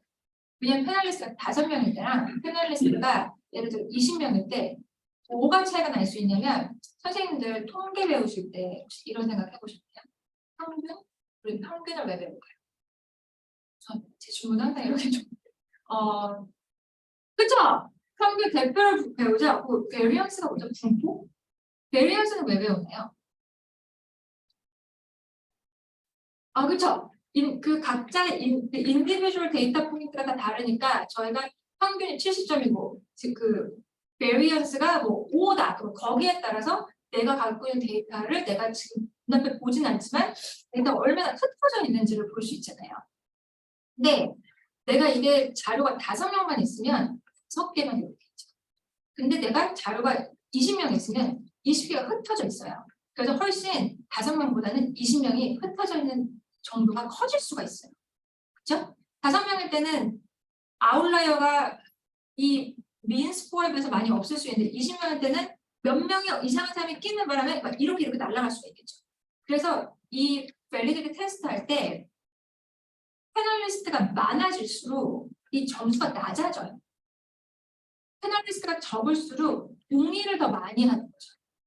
근데 사람이 많아지니까 사람이 많아질수록 사람들은 다 각자의 뭐가 있잖아요, 사실. 그러니까 이 대답이 더 많아지면서 점수가 낮아져요. 그러니까 우리가 결정을 해야 돼요. 내가 50명의 엑스퍼트를 구해서 계산했는데 뭐라? 10명 할 때부터 점수가 훨씬 낮네? 점수가 너무 낮으면 밸리드하지 않다는 거잖아요. 그래서 이 중간을 봐야 돼요. 내가 몇 명까지 될 건지. 그 컨텐츠 익스퍼트를 봐서 뭐가 다른 성향을 가지고 있고 비슷한 성향을 가지고 있고 저는 사람을 골랐을 때 higher education 그리고 마이너리티 그룹을 다루는 사람들을 불러보았거든요. 그렇지만 남자도 있고 여자도 있고 부서도 다르고 그 인종도 다르고 하니까 어느 정도 선에서 이걸 잘라야 될지 생각을 해야 되고 저는 그걸 지금 19명을 보고 있는데 아직 안 돌렸어요. 정확히 모르겠지만 in theory 사람이 많아질수록 점수가 낮아지니까 생각해 보셔야 돼요. 그 부분을. 그리고 그래서 넘버가 몇 개인지 그리고 그렇죠. 그러니까 N이는 넘버 오브 패널리스트가 슬쩍 제일 하이스트 스코어로 한 게 몇 개인지 그다음에 패널리스트는 몇 명인지 이 두 가지를 고려해 주는 거고요. 항상 메저먼트나 스태티스틱 하는 사람들은 하나의 지표만 두진 않아요. 하나가 나오면 우리 민 배우고 나면 모두도 배우고 미디언도 배우고 하죠. 똑같아요. 그 CBR을 하니까 그거 말고 하나 더 합시다 해서 컨텐츠 밸리드 인덱스라고 해서 아까 한 거는 점수가 하나만 나오고 이 인덱스는 인덱스죠. 아이템마다 점수가 나오는 것도 많대요. 그래서 아이템마다도 할 수 있고 스케일마다도 할 수 있는 좀 더 디테일한 넘버가 나오면서 이런 기준으로 얘기를 해줘요. 그래서 이것도 마찬가지예요. 이 패널 익스퍼트가 3, 4점에 얼마나 많이 했는지가 제일 요점이에요. 왜냐면 3, 4점에 있는 것들을 우리가 킵하고 싶은 거니까. 그래서 그걸로 구해서 예를 들어서 그 퍼센테이지로 봤을 때 뭐 70%는 하이고 2%지만 뭐 비투이고 이런 식으로 계산 전부 다 들었으니까 이거 읽지는 않을게요. 근데 ICBI가 조금 더 디테일한 인포메이션을 준다는 거. 그 다음에 또 하나는 문제가 항상 이런 인디케이터에 나오는 건데 이 집단들이 나 뭔가 제가 이 칠스 어그리먼트를 봤을 때 또 설베이한 사람들이 뭔가 그런 거 있잖아요. 한쪽으로 쭉 어그리하는 경향이 있어요. 설베이로 우리가 대답을 할 때. 그래서 그렇게 된 인플레이션을 없애주려고 조금 더 계산을 수학적으로 조금 더 계산을 해주는 지표가 나와요. 하파. 그래서 이것도 계산해 줍니다. 그래서 이 세 가지를 계산을 했을 때 점수가 좋으면 무슨 얘기냐면 밸리드하다. In terms of evidence on content. 라고 논문을 꽝꽝 하고 내는 거죠. 재밌나요? 재밌었으면 좋겠는데. 그래서 이렇게 하면서 세 가지 지표로 세 가지 문항 아까 relevance, inclusiveness, clarity를 물어보고 그 다음 맨 마지막에 이게 정말 comprehensive한가요? 제가 아까 간단한 문항 하나 넣었었잖아요. 각각 안에다가 요거. 네가 이 문항을 다 봤을 때 이 문항들이 comprehensive한가요? Yes or no? 사실 이거는 조금 제 생각에는 그냥 마지막에 한번 도장 딱 치는 것 같아요. 왜냐하면 제가 그 데이터를 아직 분석 안 했지만 쭉 봤을 때 노력한 사람이 없더라. 그 솔직히 137개 그 아이템을 냈는데 노력을 할 가서 많지 않잖아요. 그래서 근데 만약에 이렇게 했는데 50%가 노라고 했다면 뭔가 문제가 있는 거죠. 그러면 다시 어디로 간다? 앞으로. 아이템 디벨롭먼트로 가서 다시 해야 되는 거예요. 그때부터 정말 인생이 힘들어지기 시작하고 내 논문의 속도가 늦어지기 시작하겠죠? 근데 그런 방식이 지금 하는 거예요. 에비던스가 밸리디티를 얘기하는 에비던스가 얼마나 견고한지를 계속 하는 거죠. 여기까지가 제가 해온 작업이에요. 남들은 제가 뭐 하는지 잘 모르죠. 그래서 맨날 안다고 하는 게 저 이건데 좋아하니까 하는 거 아니겠냐고 누군가 얘기하는 다른 걸 생각해보고 싶다. 하여튼 저희가 이 작업을 했는데 이 작업은 어떤 패러다임을 갖고 있든지 상관없이 하는 작업이에요. 컨텐츠 밸리디티 하는 사람들은 다 하는 작업일 텐데 저는 이제 나 스스로를 크리티컬 퀀티테이티브 스칼러라고 아이덴티파이 하고 싶어 하니까 내가 이 작업을 할 때 뭐를 좀 고려해야 되는지를 계속 생각했었어요. 그때 제가 질문이 굉장히 겹치긴 하는데 이 네 가지 질문을 많이 했던 것 같아요. 하나는 전문가가 도대체 누구일까? 그랬었어요. 그래서 누구라고 생각하세요? 네, 아니면 선생님 연구도 좋아요. 선생님이 전문가 집단을 불러서 내가 만든 문항을 리뷰를 하라고 하고 싶을 때 그 전문가가 누군가요? 쉽게요. 자, 온라인 선생님들 다 보고 있습니다. 요 화면이 안 보이는군요. 잠깐만 기다려보세요. 아니. 안 하셔도 돼요. 이렇게 하면 보이죠? 안 보여요. 카메라 안 켜셔도 괜찮은데 제가 보고 있어요. 자, 전문가가 누굴까요? 건교육에서 지금이 가지고 있어서 학생인데요. 아, 외국인 학생이에요. 네, 그래서 주로 하는 수험지도 대상자 주로 중국 학생이나 한국에 있는 외국인 학생. 아, 중국 학생들 아니면 한국에 있는 외국인 네, 학생들. 중국 학생들은 한국에 있는 중국 학생들. 네. 그래서 직장인의 전문가는 만약에 그 거동 비율에 대한 여성분들 그리고 국제협조에서 일하는 직원들 만약에 한국에 5년 이상 대학을 다니는 학생들 중국 학생들. 외국인 학생. 경험이 많은 분들도 많이 아, 너무 좋습니다. 그럼 제가 다 조금 한 명만 더 들어보고 딱 갈게요. 여쭤봐도 될까요? 온라인에 있는 선생님. 누구 물어볼까요? 어제 계셨던 선생님 다 계셨던 거예요. 알겠어요? 이기룡 선생님이요? 이기룡 선생님 안녕하세요. 저희 얘기 다 들리시나요? 네, 듣고 있습니다. 안녕하세요. 안녕하세요. 선생님 혹시 선생님의 연구를 하실 때 이런 뭔가 문항을 만들었거나 해서 전문가 집단을 부르고 싶으세요? 누구를 부르실까요? 저희 쪽에서 주로 전문가 집단이라고 하면 약간 교사분들 중에서 수석교사분들을 에게 여쭤보거나 아니면은 교육과정 박사 이상급 네. 그래서 이제 관련 기관에서 유관기관에서 뭐 아까 교수님 말씀하신 것처럼 5년 이상 근무하거나 이런 식으로 이제 연수 제한을 두는 식으로 하고 있습니다. 아, 알겠습니다. 선생님 너무 죄송해요. 제가 K-12 잘 몰라가지고 수석 교사 선생님들은 어떤 선생님들이세요? 교사분들 중에서 이제 행정 쪽으로 그러니까 교장, 교감급으로 이제 가는 분들이 있는가 하면 반면에 이제 수업 쪽에 초점 맞춰서 이제 가시는 분들이 있어요. 그러면 그 수업 쪽에서 전문가로 인정받은 분들이 이제 수석교사로 되거든요. 그럼 그런 분들. 아, 알겠습니다. 선생님 감사드려요. 그러면 제가 재밌었던 게 지금 선생님 죄송해요. 성함이 어떻게 되시죠? 의영 선생님. 그 가요 선생님 말씀하셨을 때 주제가 제가 그 컨텐츠는 모르겠지만 그룹은 알겠어요. 중국 학생들, 외국인 학생들 때 이 학생들의 무언가에 대해서 물어보고 싶으신 거겠죠. 그렇죠? 그리고 무언가는 굉장히 다양할 수 있잖아요. 근데 제가 재밌었던 게 첫 번째로 나왔던 집단이 교수 집단이었어요. 왜냐하면 그 친구들이 대학을 오고 대학에서 교수들과 어떤 관계를 맺고 이런 거에 관심이 많으실 것 같으니까 그래서 교수였었는데 지금 간호사님만 그런 게 아니고 우리가 전문가 집단 특히 이런 작업을 할 때 첫 번째로 꼽는 집단이 교수예요. 그렇죠? 그리고 제가 아까 제 그 컨텐츠 컴퓨터 꽤 길게 얘기했는데 그때 저희가 컨텐츠 익스퍼트 리뷰할 때도 교수들이었거든요. 그래서 저희가 생각하는 다 교수인데 어떤 교수일까? 교수들 중에 누가 정말 이 주제의 엑스퍼트일까도 다른 일이고 또 도대체 왜 교수만 전문가 집단 레코드에서 잘라주는 거예요? 왜 교수만 전문가 집단이 돼야 될까요? 뭘 알아서?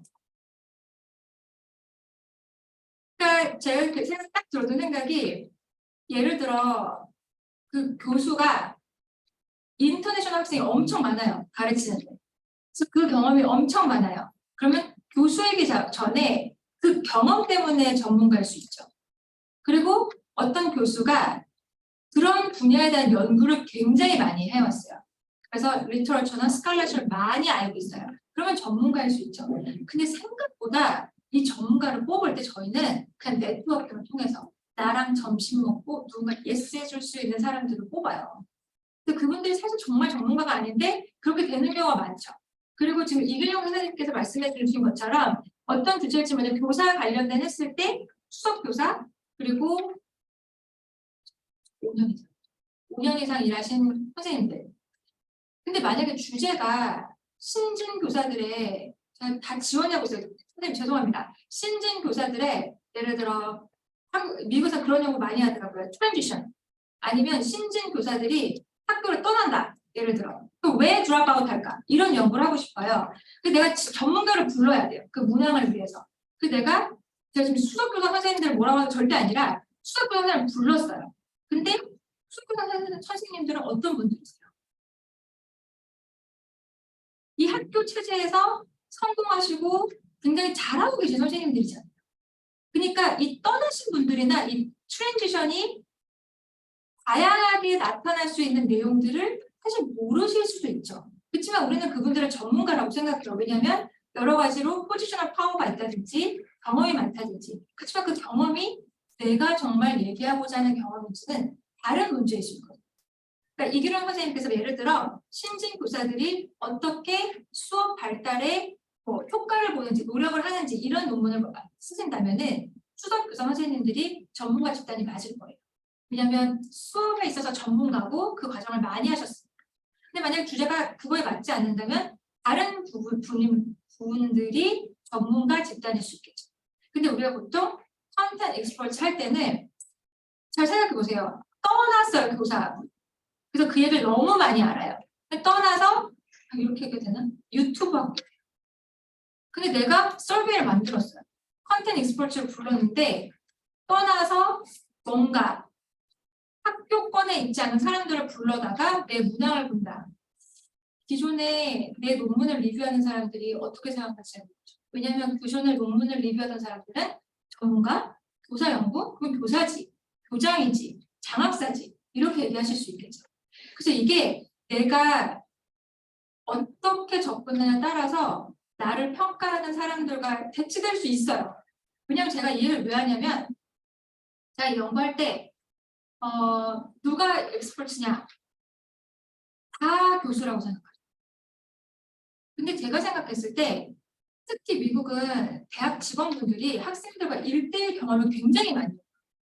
그리고 특히 마이너리티 학생들 같은 경우는 같은 아이덴티티를 가지고 있는 그런 직원들과 정말 그런 공부조차도 같이 하고 그런 학습이 굉장히 많이 이루어지거든요. 그래서 이분들이 정말 전문가고 봐주는 게 중요하다고 생각했었어요. 근데 이런 거 봤을 때 아까 가 선생님께서 국제협력단체에 있는 직원분들 얘기하셨잖아요. 근데 실질적으로 교수들한테 이런 연구 얘기 물어보면 직원들은 포함되지 않는 경우가 너무너무 많아요. 그래서 저는 그 부분을 되게 강조하고 싶었었어요. 왜 직원들이 전문가로 인식되지 않을 수 있는지. 그래서 그 사람들의 인풋을 먼저 들어서 보고 그렇지만 여전히 리뷰를 패스해서 제 논문도 실려야 되겠죠. 두 번째 라운드 때 이 커뮤니티 컬처 브레이크로 정말 양적 연구를 연구해본 교수들을 두 번째 전문가로 초청해서 다시 리뷰를 받는 식으로. 그래서 지금 두 가지 프로세스로 하려고 하거든요.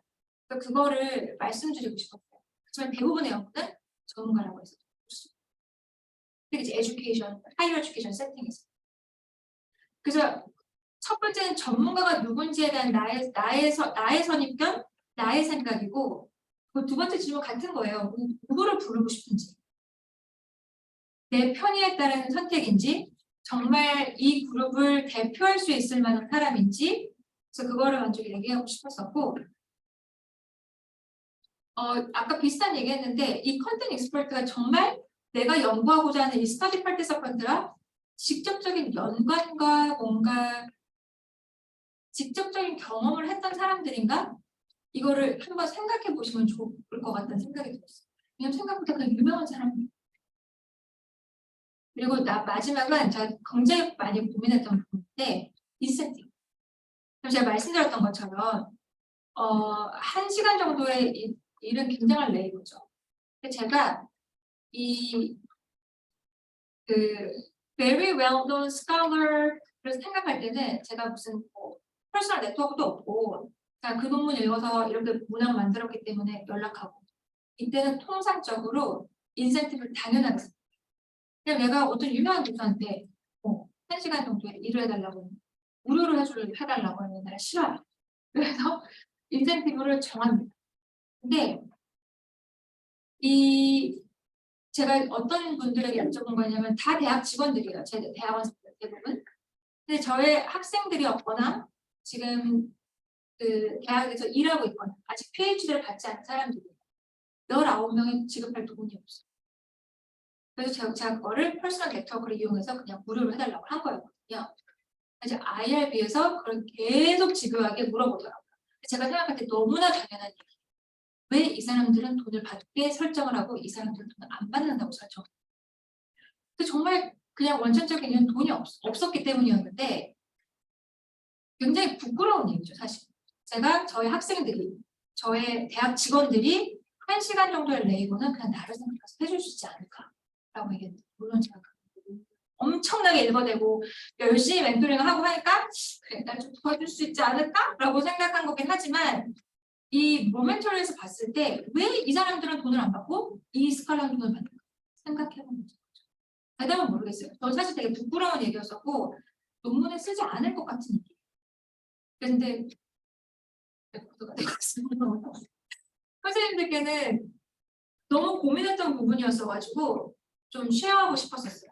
그리고 제가 이걸 정말 똑같이 그 IRB에서 일하는 한국말로 뭐라고 하죠?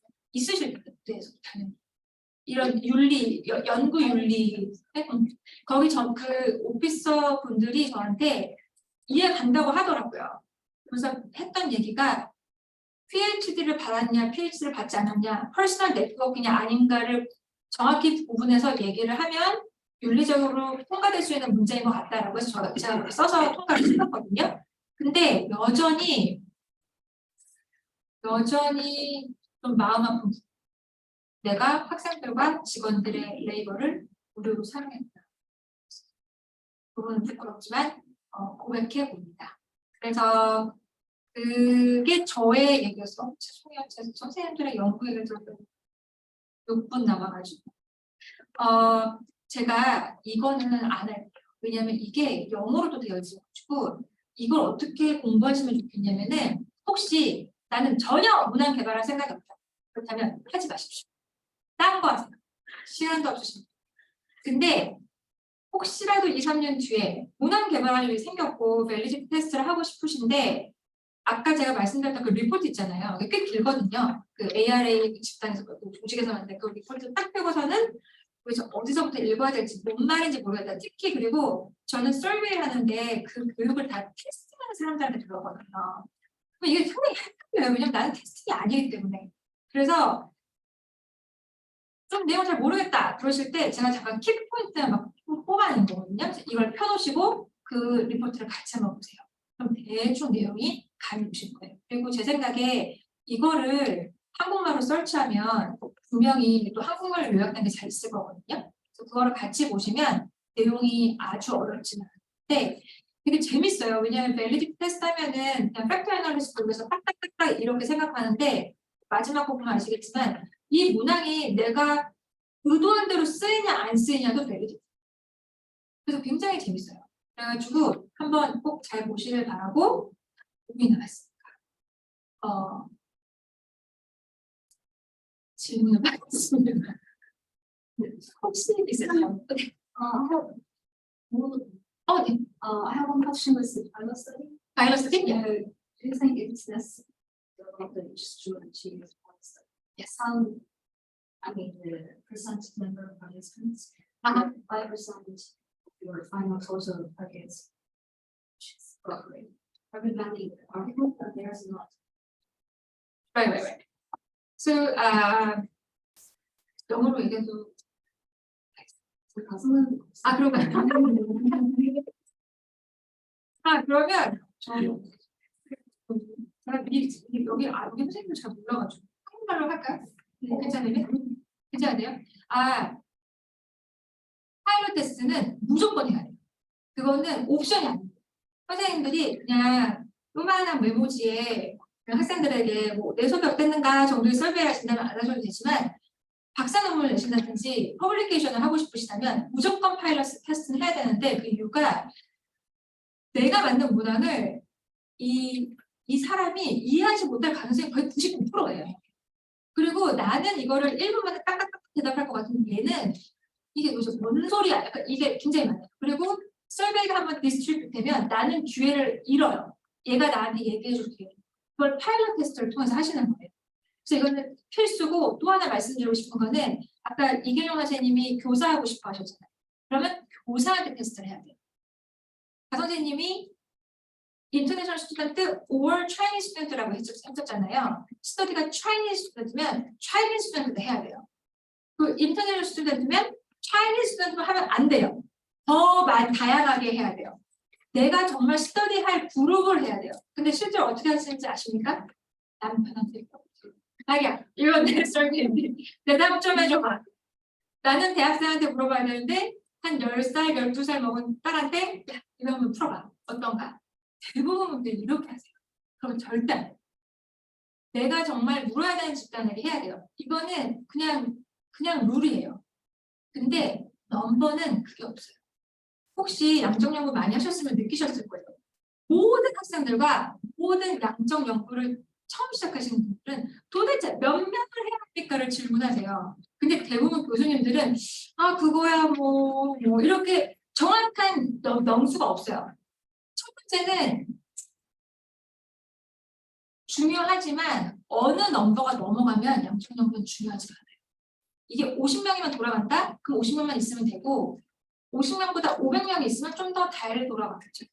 좀 더 유의미하게 넘버 통계적으로 유의미하게 나올 수 있겠죠. 그런데 50명이라고 말하기 굉장히 어려워요. 왜냐하면 49, 48일 때도 될 수 있고.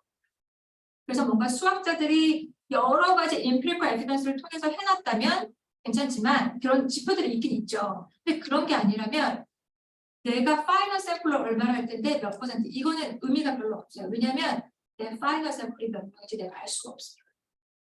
또 하나는 양적 연구에서 설베이 문항을 5개만 묻지 않잖아요.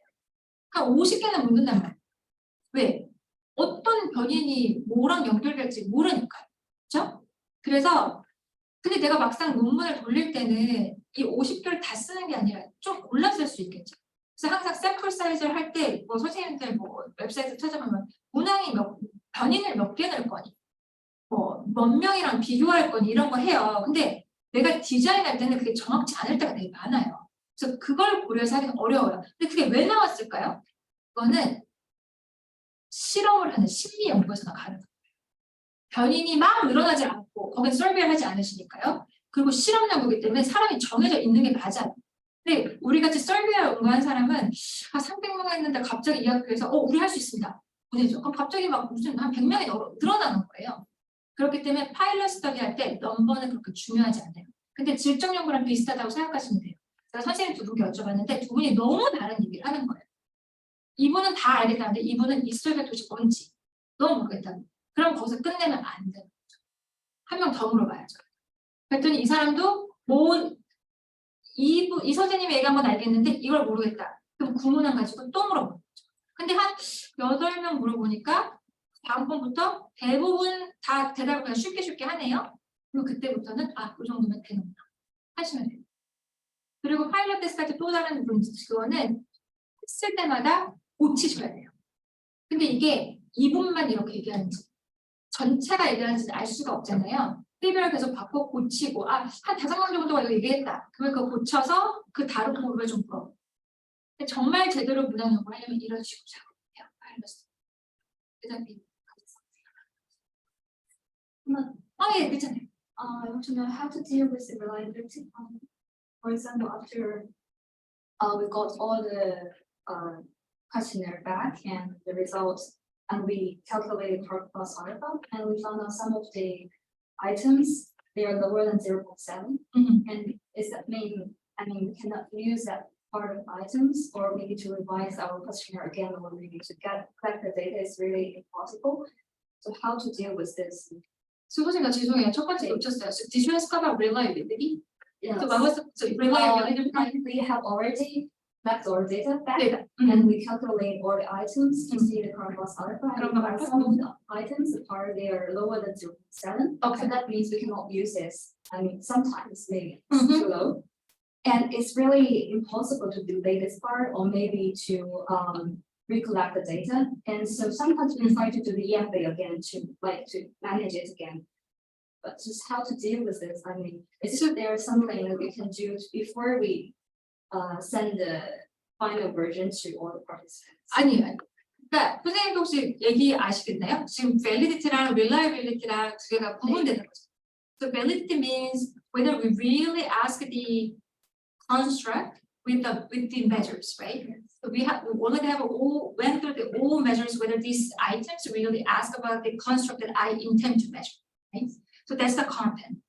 So here we want to know reliability is not about like whether this content really fits the construct.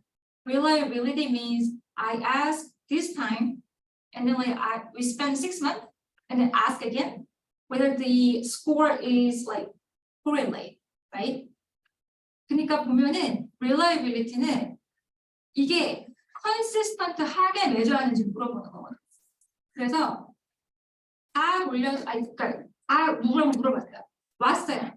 그래서 이 5개의 문항이 한 팩터예요, 한 컨스트럭트예요. 근데 5개가 다 조금씩 다른 거를 묻고 있잖아요. 하나를 묻지만 다른 걸 묻고 있으니까 얘들의 reliability 체크를 하죠. 그러면 하나의 넘버가 나오죠. 이 5개의 문항에 대한 one Cronbach alpha score, right? 그러면 요 스코어가 뭐 0.97 or 0.75 이렇게 나오죠. 0.97, 0.94 이런 걱정 안 하죠. 그러니까 그 5개 다 써요. 팩터 애널리시스나 뭐 제가 거기 아까 자료에 나온 거는 요새 IRT, 뭐 아이템 response differentiation 해갖고 하잖아요. 그리고 돌려서 이 5가 팩터라는 걸 알게 됐을 때 Cronbach 돌려도 점수 높으면 고민할 필요가 없는데 우리가 언제부터 고민하기 시작하냐면 무슨 0.64, 0.68 그래서 Cronbach 알파의 인디케이터 레인지에서 점수가 낮을 때 고민하기 시작하죠. 그죠? 그랬을 때 이 아이템 뺐을 때 얼마가 나오는지 보죠. 그럼 그 지표에서 뺐는데 뭐 포인트 어쩌고저쩌고 얼마 안 빠져요. 그러면은 그때부터는 그냥 휴먼 디시전 메이킹. 내가 5개를 넣었는데 이 아이템이 빠지면 안 돼요. 밸리디티에 있어서. 그리고 빼봤자 여전히 0.65나 해서 0.66로 올라요. 별로 차이 안 나요. 예를 들어. 그러면 내 의사결정에서는 킵하는 게 맞아요. 왜냐하면 컨텐츠에 봤을 때 이 5개의 아이템이 이 컨스트럭트를 매주하는 거니까. 한국말도 아니고 영어도 아니고 나 지금 뭐 하는 걸까요? 그런데 예를 들어서 내가 이 5개 아이템의 Cronbach 알파라고 했을 때 그 인디케이터가 나오죠. Cronbach 알파 without this item에서 그때 이 every 그 스코어가 나오죠. 이렇게. 근데 봤더니 얘 하나만 빼면 0.89으로 올라가요. 그러면 근데 요 하나씩 빠졌을 때는 예를 들어 Cronbach 알파가 0.64였잖아요. 그러면 이 5개가 0.32 이렇게 나올 가능성 없어요. 이 포인트 하나가 너무 낮으면 하나가 높아요. 왜냐면 평균적인 그 값이기 때문에. 그래서 만약에 얘만 빼면 Cronbach 알파가 올라가잖아요. 그때부터 고민해 봐야 돼요. 근데 이 2가지 결정이 있겠죠. 얘를 뺐는데 0.87으로 올라가요. 그럼 얘를 빼요. 4개를 써요. 그리고 Cronbach 알파가 얼마라고 하면 리뷰어가 질문하지 않아요. 근데 나는 이 아이템이 정말 중요하고 개념적으로 있어야 돼요. 왜냐하면 예를 들어서 딱 뺐더니 그 컨텐츠를 아는 리뷰어가 물어보겠죠. 이 링귀스틱 캐피털을 얘기할 때는 이런 아이템이 중요한데 왜 네 문항에는 네 팩터에는 아이템이 없는 거야? 그러면 내 이유가 Cronbach 알파가 너무 낮아서 사실 인티어리 낮으면 안 되죠. 뭔가 문항에 잘못이 되어 있는 거예요. 근데 얘가 들어갔을 때 0.3 몇이에요. 그럼 말이 안 되니까 넣을 수가 없지만 얘를 넣었더니 0.65 그럼 나는 거기에 대한 리미테이션을 인정하고 가는 거예요. 그래서 킵해요. 이런 we're gonna keep the all items. We're gonna keep the all items. 그래서 it's not only about the numbers, but you need to think about whether these items really reflect or concept of the construct that you really want to measure. 그리고 reliability는 사실 아이템을 빼고 안 빼고에 아주 중요한 지표가 되지는 않는 게 좋아요. 왜냐하면 사실 reliability 테스트를 하려면 우리는 그냥 이쪽 cross sectional, just one time measure that we check the Cronbach alpha, right? So some of the like the mathematical algorithm, they calculate it and we look at the number, right? 근데 사실 그거에 대한 제대로 된 연구를 하려면 같은 집단에게 묻고 시간 지나고 묻고 혹은 이번에 물었어? 그럼 다른 집단에게 똑같은 시기에 또 묻고 이 점수 같은지 사실 프로세스가 굉장히 복잡하잖아요. 그래서 if you want to check the reliability, it should be more than just the Chromebook Alpha, right? But we only use a Chromebook Alpha and just one indicator. So if you need to make a decision which item should be included or excluded, that should be more the validity issue, not much about the reliability issue, especially when you use only Chromebook. 감사합니다. 아니요.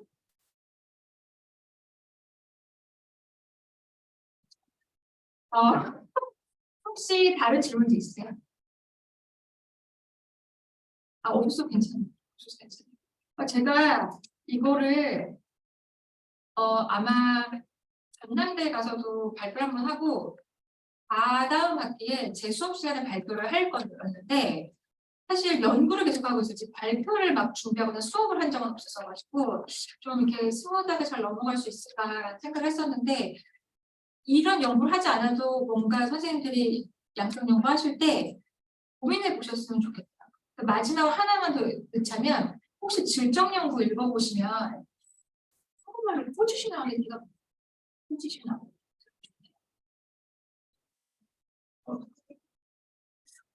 한국말로 그러세요, 선생님? 그러면은 질적 연구의 메थ드 그 방법론에 들어가시면 항상 연구자의 한국말은 뭔데? 포지셔널리티가 들어가요. 내가 누군지에 대한 설명을 꽤 해놔요. 왜냐하면 거기에 따라서 논문이 바뀔 수 있고 디자인되니까. 또 요새 저같이 양적 연구하는 사람들은 양적 연구할 때도 제 포지셔널리티 스테이트먼트를 쓰거든요. 어떤 위치성?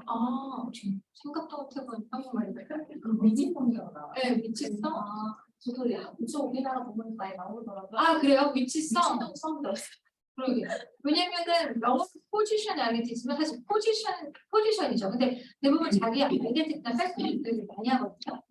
근데 양적 연구 하시는 분들은 그 생각을 안 해요. 왜냐면 저희가 트레이닝 됐을 때 그 파지티브적인 기능론에 비했을 때 내가 없어져야 되니까요. 근데 저는 불가능하다고 믿어요.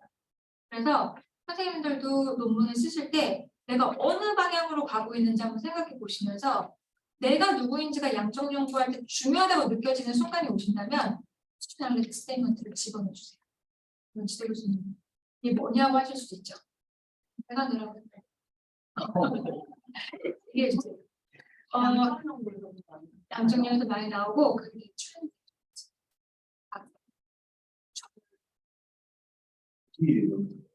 방법론에 그러니까 방법론에 메서드 데이터 설명하고 데이터 그 애널리시스 설명하고 하잖아요. 그 보통 양적 연구는 리미테이션을 혹시 다르게 쓰실 수도 있어요. 근데 보통은 리미테이션을 파인딩 직전에 넣어요. 왜냐면 이 리더들이 파인딩을 알기 전에 스터디의 리미테이션을 먼저 알고 가야 되는 거죠. 그래서 보통 양적 연구자들은 리미테이션 뒤에다가 내가 어떤 위치성을 가지고 있는지 포지셔널리티 스테이트먼트 꼭 권해드리고 싶어요.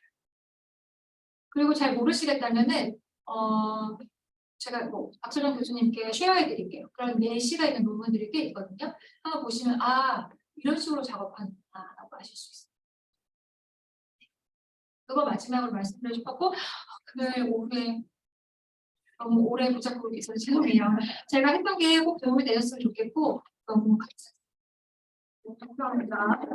그러면 그저께 귀국하셔가지고 지금 하나 만드셨는데 너무 오늘 나오고 저는 나갈게요. 설문 우리는